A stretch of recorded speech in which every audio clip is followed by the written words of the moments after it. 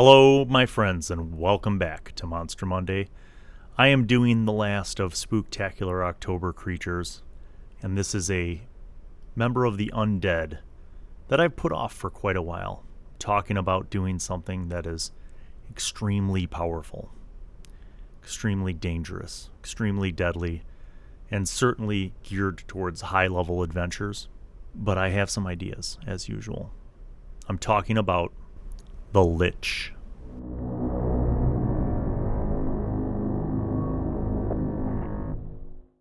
Okay guys, the Lich is a creature of myth. A creature that's been around certainly as long as D&D has existed and before. Going back to first edition, I will always remember the incredible illustration, that black and white image of this spooky Lich King that haunts me to this day. In fact, if I were going to get a black and white tattoo, I might get that, just because it's badass. When I think of a Lich, I think of someone who was willing to go beyond whatever magic could grant them to attain even greater power and longevity. Because at its root, the idea is you have a very powerful person who is willing to embrace all of the things that are not part of normal life in order to exist, so that they can pursue knowledge and power. We're going to talk a little bit about the Liches, and then I'm going to share with you how you could take this extremely powerful creature, right, that's clearly always been geared towards high level, and how you can integrate it into lower and mid-level adventures. So Liches are the remains of great wizards who embrace undeath as a means of preserving themselves. They further their own power at any cost, having no interest in the affairs of the living except where those affairs interfere with their own. Scheming and insane, they hunger for long-forgotten knowledge and the most terrible secrets. Because the shadow of death doesn't hang over them, they can conceive plans that take years, decades, or centuries to come to fruition. A Lich is a gaunt and skeletal humanoid with withered flesh stretched tight across its bones. Its eyes succumbed to decay long ago, but points of light burn in its empty sockets. It is often garbed in the moldering remains of fine clothing and jewelry worn and dulled by the passage of time. I think that in most of the depictions of Liches, they're not all that different in some respects to like just an animated skeleton, or even to a mummy in a certain degree, right? The idea is that it's a corpse that is only able to function on a physical level because of the magical dwemer that keeps it intact. So in that way, they are different from vampires. Both vampires and Liches would typify the immortality granted by undeath. But I think vampires are, in a different degree, more focused on perhaps their physical appearance, their charisma, their ability to appeal to mortals, because mortals are their food source, so they have to have some kind of persuasive appeal to their food source. Whereas a Lich just typifies not giving any fucks at all. I mean, think about it. Like, why would a Lich not just wear, like, normal, clean clothes every day? Because they don't give a fuck. Why wouldn't they work on some kind of magic that keeps their flesh more fresh looking? Because they don't give any fucks about life anymore. And I mean, I think that would go a long way to how you as a DM think about a Lich. Try to imagine someone so focused, deeply focused on power, that they would give up all of the mortal vices, like food, sex, anything that would matter to a normal living person. They're willing to give up all of those things. What are the secrets of undeath? No wizard takes up the path to lichdom on a whim, and the process of becoming a lich is a well-guarded secret. Wizards that seek lichdom must make bargains with fiends, evil gods, or other foul entities. Many turn to Orcus, the demon prince of undeath, whose power has created countless liches. However, those that control the power of lichdom always demand fealty and service for their knowledge. A lich is created by an arcane ritual that traps the wizard's soul within a phylactery. Doing so binds the soul to the mortal world, preventing it from traveling to the outer planes of death, after death. A phylactery is traditionally an amulet in the shape of a small box, but it can take the form of any item possessing an interior space into which arcane sigils of naming, binding, immortality, and dark magic are scribed in silver. With its phylactery prepared, the future lich drinks a potion of transformation, a vile concoction of poison, mixed with the blood of a sentient creature whose soul is sacrificed to the phylactery. The wizard falls dead, then rises as a lich as its soul is drawn into the phylactery where it remains forever. A lich must periodically feed souls to its phylactery to sustain the magic preserving its body and consciousness. It does this using the imprisonment spell. Instead of choosing one of the normal options of the spell, the lich uses the spell to magically trap the target's body and soul inside its phylactery. The phylactery must be on the same plane as the lich for the spell to work. A lich's phylactery can hold only one creature at a time, and a Dispel magic cast as a 9th level spell upon the phylactery releases any creature imprisoned within it. A creature imprisoned in the phylactery for 24 hours is consumed and destroyed utterly, whereupon nothing short of divine intervention can restore it to life. A lich that fails or forgets to maintain its body with sacrificed souls begins to physically fall apart and might eventually become a demi-lich. When a lich's body is broken by accident or assault, the will and mind of the lich drains from it, leaving only a lifeless corpse behind. Within days, a new body reforms next to the lich's phylactery, coalescing out of glowing smoke that issues from the device. Because the destruction of its phylactery means the possibility of eternal death, a lich usually keeps its phylactery in a hidden, well-guarded location. Destroying a lich's phylactery is no easy task and often requires a special ritual, item, or weapon. Every phylactery is unique, and discovering the key to its destruction can be a quest in and of itself. From time to time, a lich may be stirred from its single-minded pursuit of power to take an interest in the world around it, most often when some great event reminds it of the life it once led. It otherwise lives in isolation, engaging only with those creatures whose services help secure its lair. Few liches call themselves by their former names, instead adopting monikers such as the Black Hand or the Forgotten King. Liches collect spells and magic items. In addition to its spell repertoire, a lich has ready access to potions, scrolls, libraries of spellbooks, one or more wands, and perhaps a staff or two. It has no qualms about putting these treasures to use whenever its lair comes under attack, and a lich doesn't require air, food, drink, or sleep. There are types of liches as well, many different types of liches. In other words, not all liches are wizards who chose this special kind of undead existence. So, for example, there's the Alhoons, which are mind flayer liches, and a Lithid. So, as if an Lithid wasn't enough, imagine a psychic lich. An arch-lich. While the overwhelming majority of liches were evil, an arch-lich was not. One such good lich was Lady Alathine Moonstar of Waterdeep. Lady Alathine was devoted to hunting down her brother Lord Vanrak, who had become a murderous undead champion of evil. Arch-liches were able to memorize spells through intuitive nature and did not need spellbooks. They also remained in their form for eternity. A Bane lich, clerics of Bane, transformed into undead servants by the god of tyranny.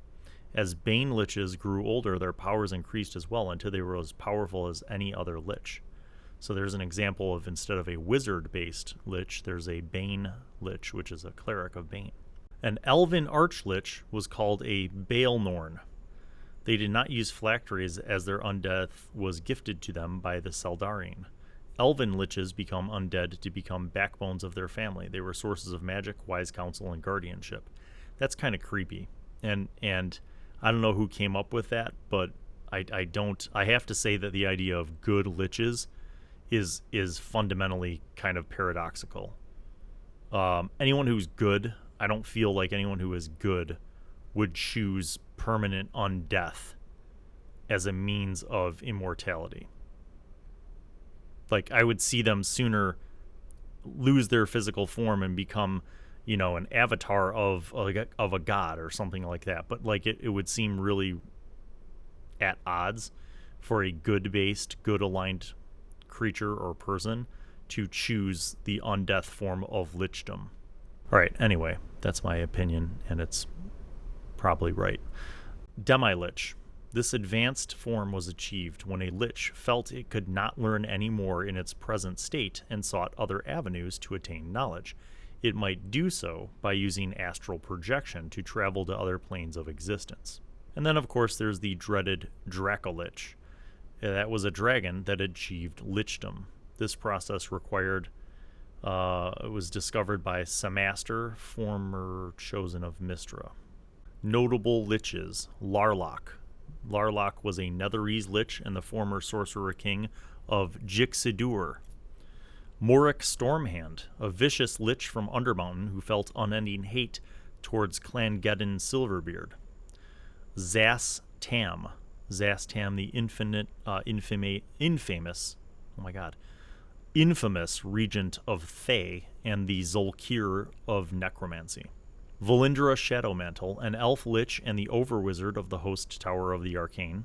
Zrai Prakis, a powerful lich controlled by his once lover Kasana, who was partially responsible for creating Alias. It sounds to me like these are all Forgotten Realms liches. That kind of gives you an overview of liches, what they are, how they're made, who are some of the famous liches, and some of the alternatives to lichdom. So in 5th edition, these are considered a challenge rating of 21.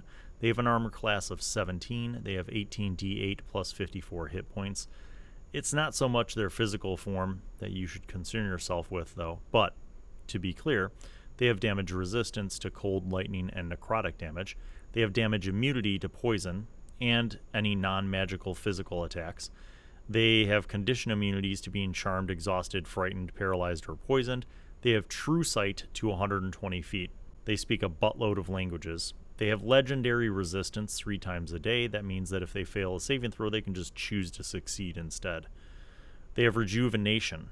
If it has a phylactery, a destroyed lich gains a new body in 1d10 days, regaining all its hit points and becoming active again.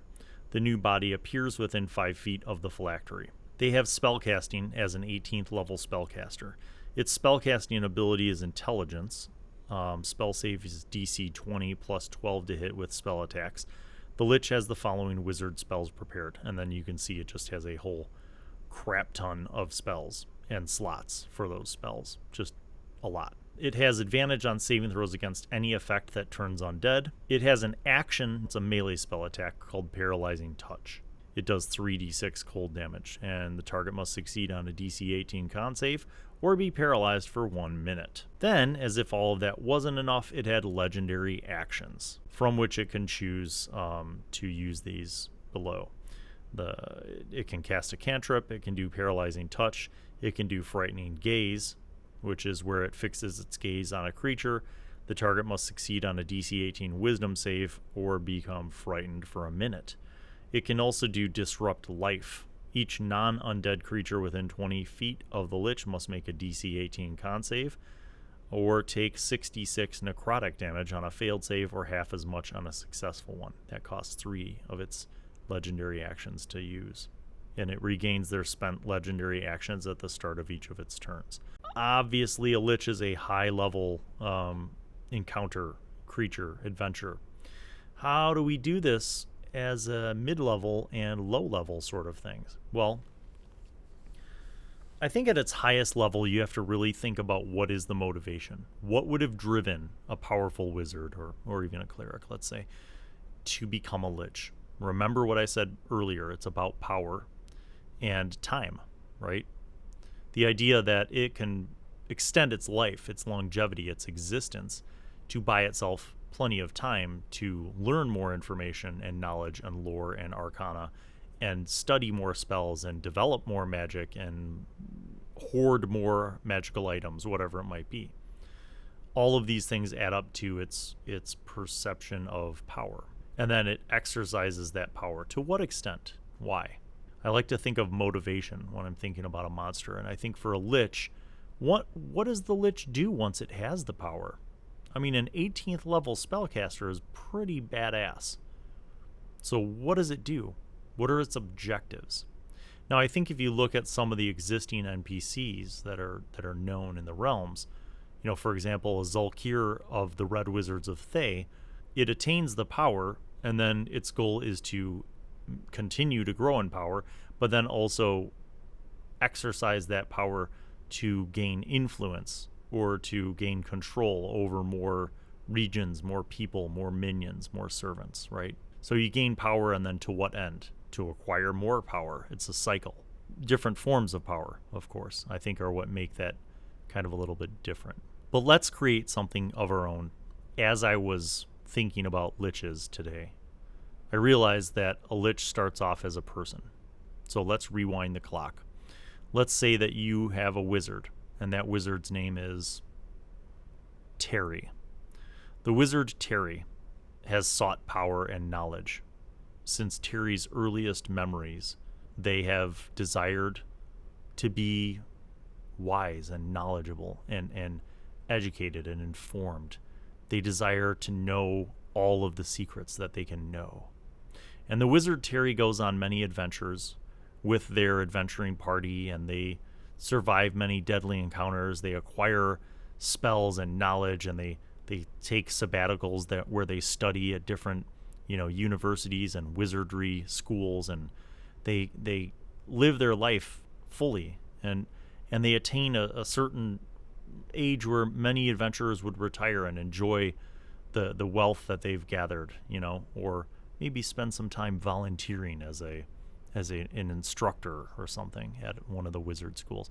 But Terry's not down with that. Terry, they want more. They want more time to be able to study.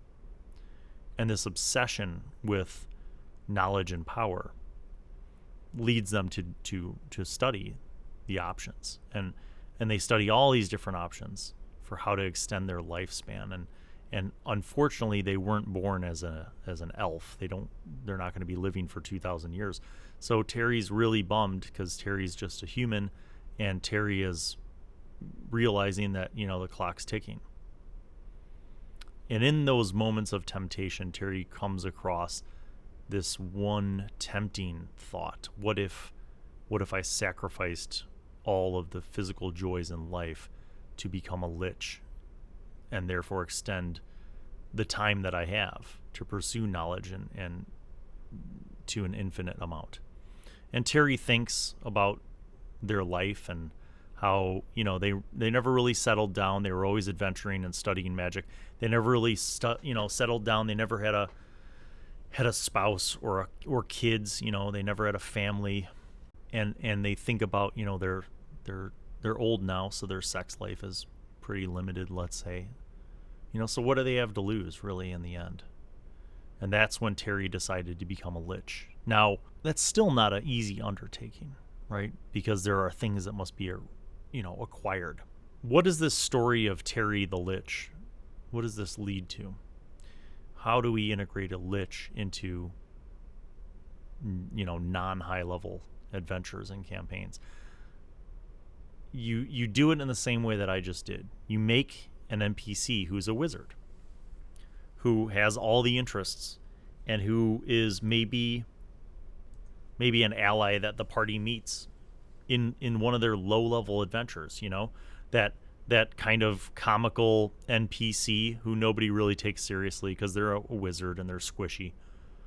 And somehow, Terry manages to survive. Maybe Terry spends their money, their cut of the party treasure, on like healing potions all the time. And maybe Terry becomes a good recurring NPC who's like an ally of the party. Not necessarily going on every single adventure with the party, but like frequently will like meet up with the party, or frequently like has information that the party needs and stuff. And in turn, maybe there are some adventures that you run where Terry actually is like on a quest for one of the various wizard towers, and Terry is asking the party if they want to go on this adventure and help him recover the codex of, Master Zabaz, whatever it is, right? So in some way or another, you use Terry as a plot device for the party to go on adventures periodically with this NPC. And as they level up, Terry continues to be a part of their life. And gradually you narratively explain how oftentimes, like, what Terry's doing when Terry is not on an adventure with the party. maybe the party's like, oh, so what have you been up to? And, Terry tells them about their studies at this, faraway mage college, or, some academy of magic, so you kind of continuously remind the party that Terry's singular focus has been on growing their knowledge and growing their magical power, and maybe you make a point of Terry being kind of awkward with relationships and kind of being a loner, maybe, except for, their friendship with the party. And as you get into mid-level, maybe you even kind of hint at, in some kind of role-playing sort of social interaction with the party, maybe during a short rest or a long rest, whenever the opportunity strikes, to have Terry kind of talk with the party and ask sort of like philosophical questions, like maybe Terry during a short rest, Terry's talking with the priest and is like, do you ever think about what will happen when your body dies? Do you think that your God will take your spirit into some sort of afterlife, some heaven, and just ask philosophical questions of the party.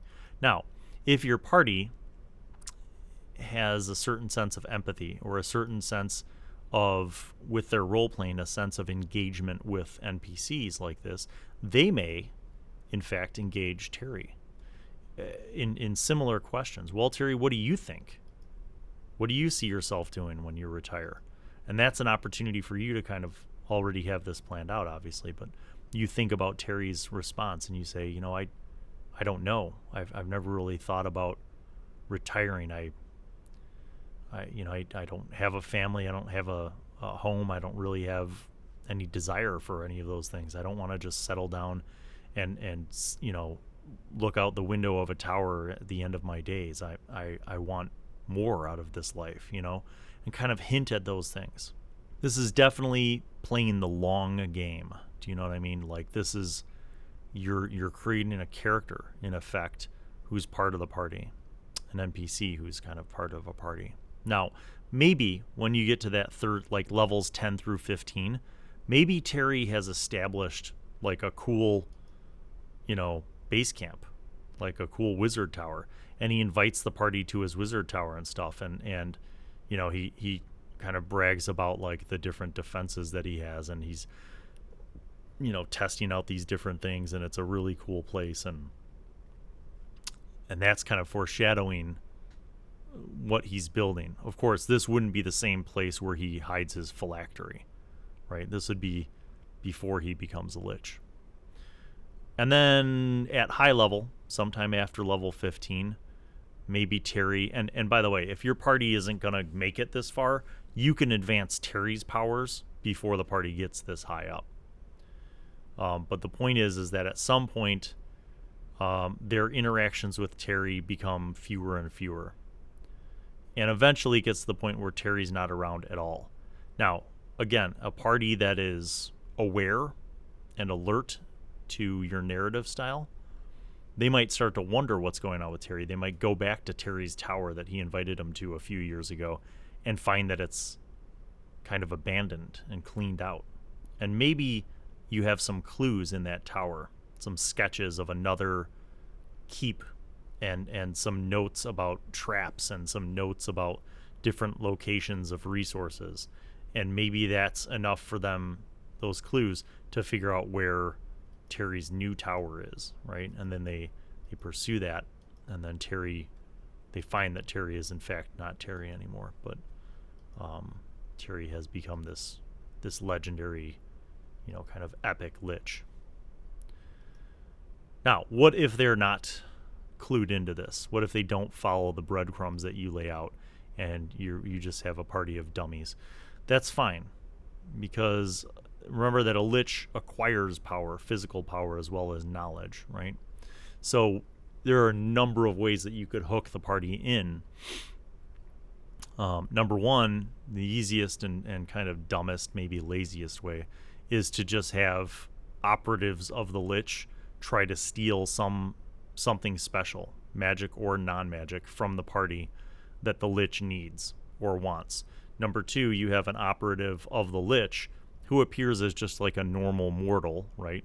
Not like a creepy, sub-Lich, who hires the party to acquire these different things.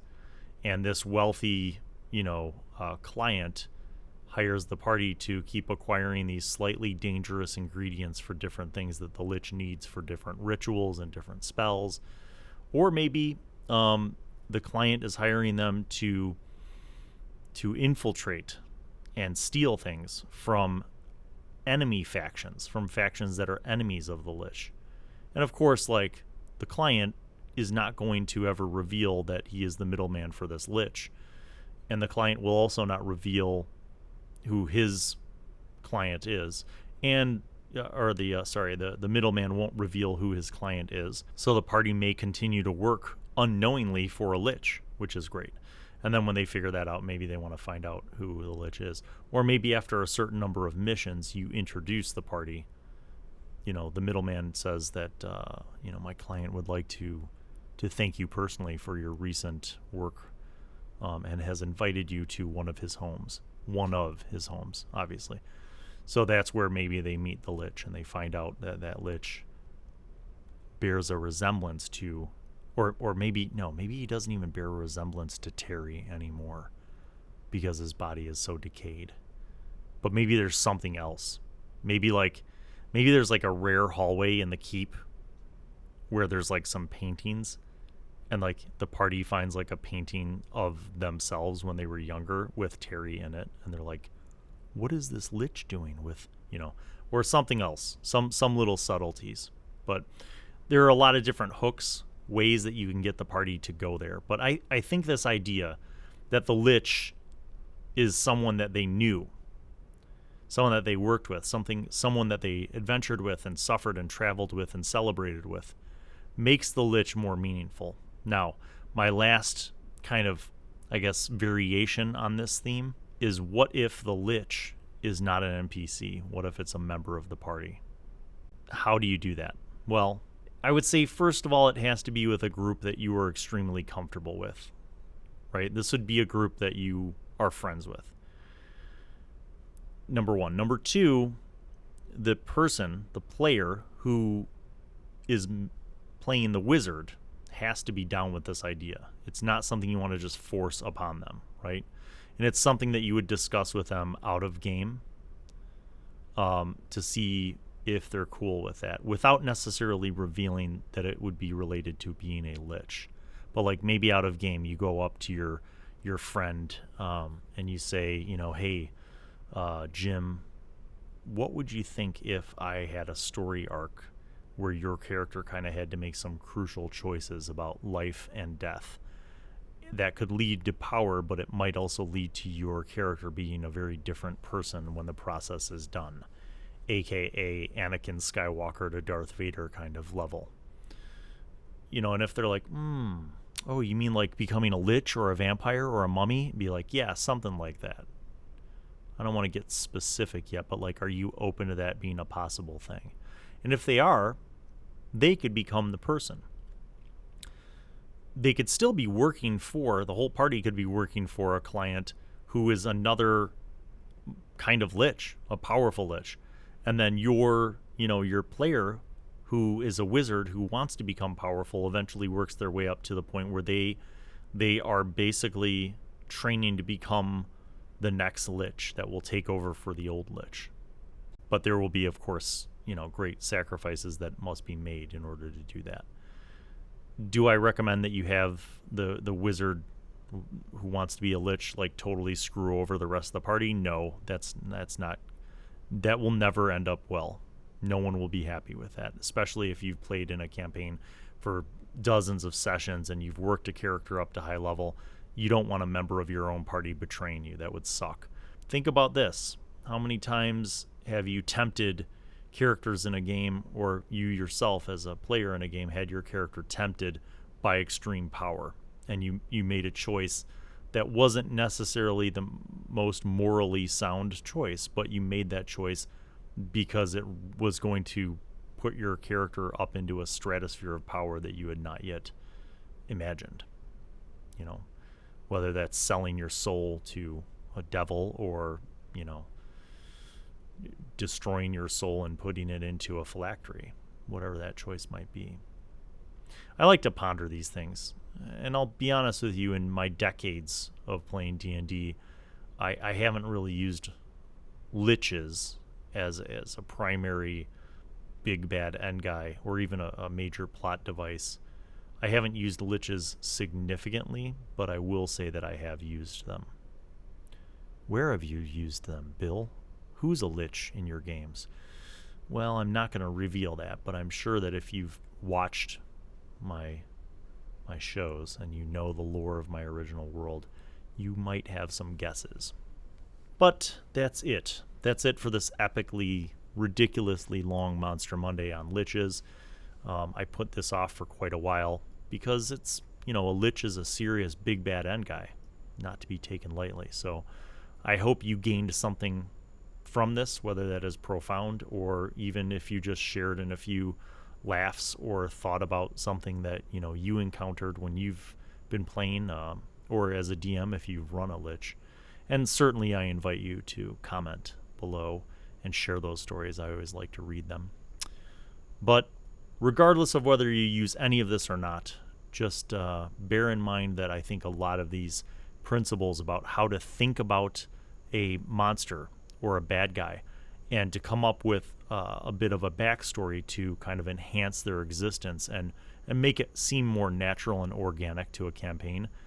These are techniques that you could use with anything, from a goblin all the way up to a god. So hopefully it's been helpful or informative. Thank you, as always, for your support, you guys, and I hope you have a spooktacular Halloween.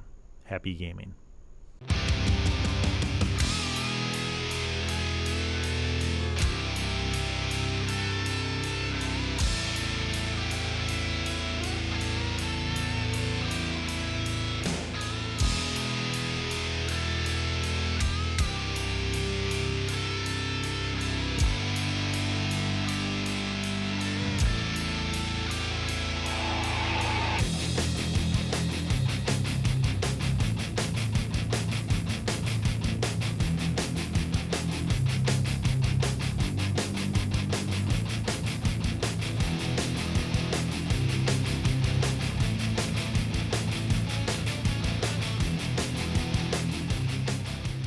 Well, hello, and welcome to Bill Allan World. I am Wizzy, the Wizard. I'm back once again to remind you to subscribe and click on the notifications button, and also watch videos that are over there. Tune in to the next episode of whatever show you are just watching, and watch other shows featuring Bill. He made me say that because he's a narcissist. Okay, bye.